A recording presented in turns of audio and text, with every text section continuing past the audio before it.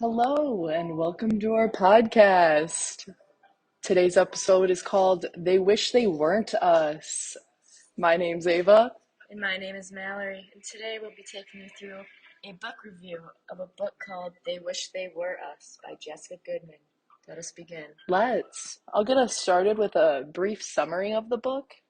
They Wish There Were Us by Jessica Goodman is an elevated explanation of the high school experience. This book includes Gold Coast Prep, a high school in Long Island, a very bougie high school. I mean, these kids are very well off and their parents. And then the most popular group at this school are called the Players, the IT group at Gold Coast Prep. And what are the others called? The Undies. Okay. Good one, right? Yeah, that's classic. Alrighty. These players and the students here deal with a lot of hazing, bullying, or what they like to call pops in order to be a player. Daunting tasks, if you will. Very. And it's very normal at this school to cheat, and it's a competition to be the best and to go to the most prestigious college. And all of this has a plot of a murder. Dun dun dun. A murder. Alrighty. Mal, my fellow host, would you like to get into some of the characters?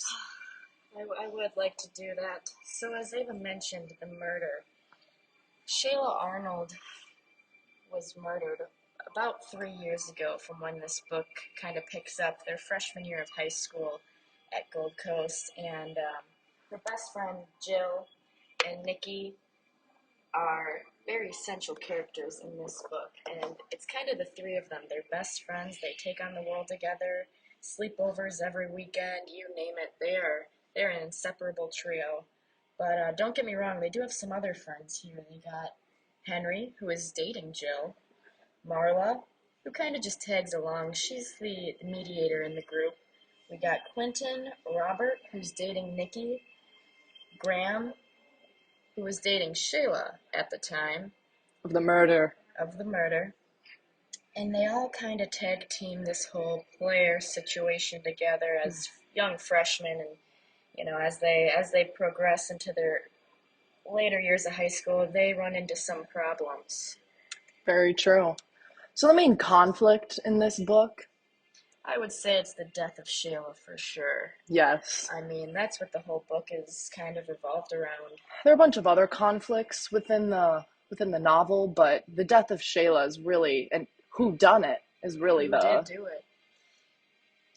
At the beginning of the book, we learned that Graham, Shayla's boyfriend at the time, is who killed Shayla. However, as the book goes on, we find out that everything's not what it seems, and Graham could have not been the murderer.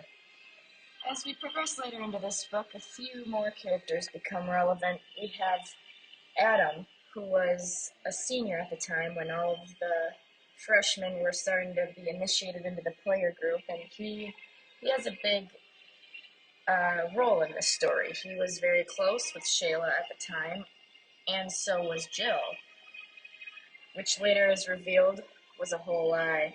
Rachel, who was dating Adam at the time, becomes relevant because her brother is Graham, The murderer, the murderer. or so we think. So with that evidence, Rachel is trying to figure out who really did kill Shayla Arnold. Trying to prove her brother's innocence. Exactly. There is also a childhood best friend of Shayla named Kara, who, little did we know, receives letters almost daily, weekly even, from Shayla explaining her deepest thoughts and what she's been up to. Yes. Alrighty, we're going to get into the setting a little bit.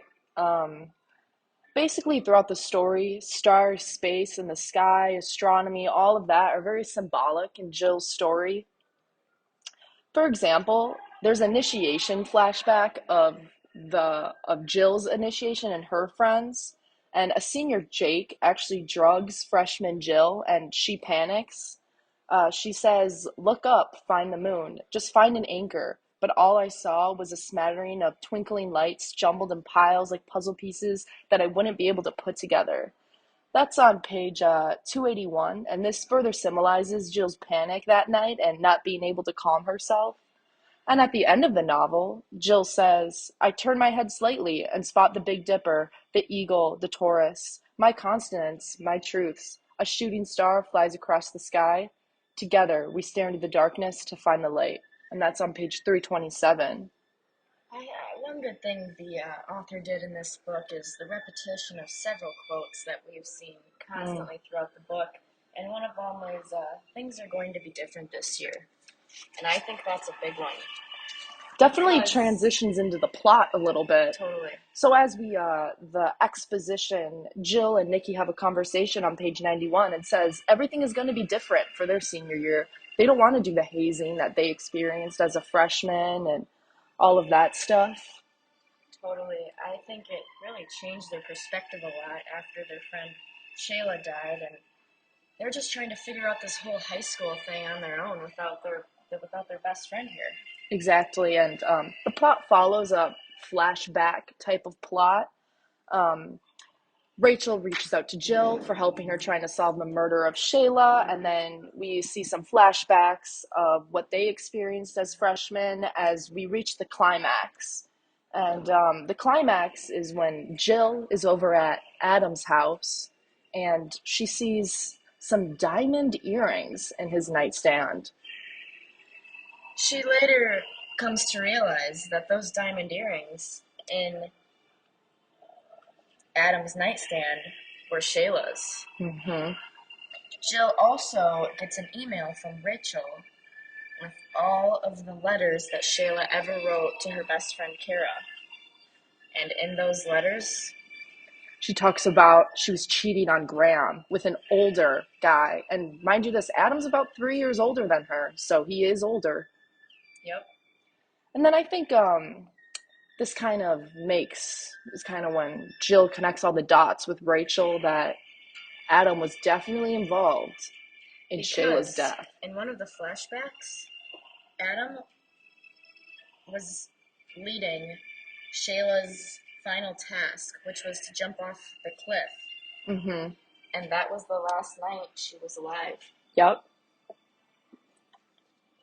Alrighty. I think that there was a huge turning point in this story. Jill goes and confronts Adam about the murder of Shayla, and she says on page 308, everything is different now. You know, the book was kind of leading up to everything will be different, everything will be different. And then finally she says, it is different now. They are turning the tables on Adam. They know what he did. For sure. I think now Jill's realizing that everything she's experienced has been a lie. She's built this strong connection with Adam, and little does she know, it was a total front for him the entire time, just He's to get manipulative. her on his good side. Definitely. And then I think the resolution of the plot would be Nikki, who was kind of like the head toastmaster of their senior class players. She throws the binder of the player files and all of the rules into the bonfire on the last page of the novel, and everyone is just kind of forgiving each other, and they're having this heart-to-heart moment. I think that's really symbolic too, and we can relate it a lot to our lives as high schoolers as well, because we've experienced it on retreat, and as our senior year is coming to a close here, that all the little dramas, they don't matter in the end, and this is a time for forgiving and moving on to our next chapters. Definitely, I would agree. Mal, do you want to talk about the theme a little bit in this book? A recurring theme I noticed in this book is things are never how they seem to be. Exactly. If you will. These young girls were going into high school all ready for what was in stock for them, and I mean things totally flipped around when their friend died, and Mm-hmm.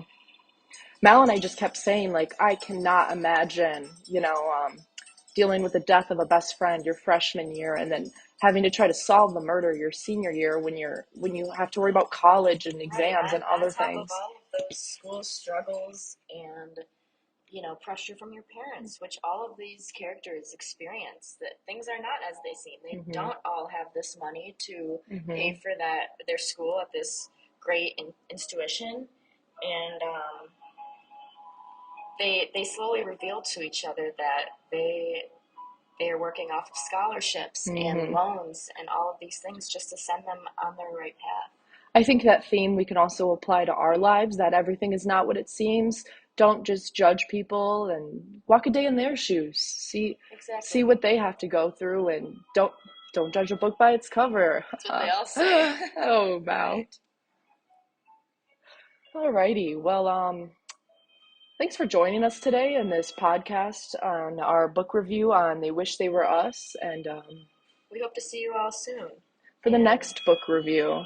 if you would join us in our next segment, we average around one podcast a month just because we really like to analyze the text of our books. So Always. those Have will be a coming shortly. But anyways, carry on with your day. Have a great rest of the week, Make sure to like and comment. and subscribe. We are a fresh podcast, but we are sure growing. All right. Heck yeah, Mallory. Yeah. All right. Alrighty. Thanks for listening, and we'll see you next time.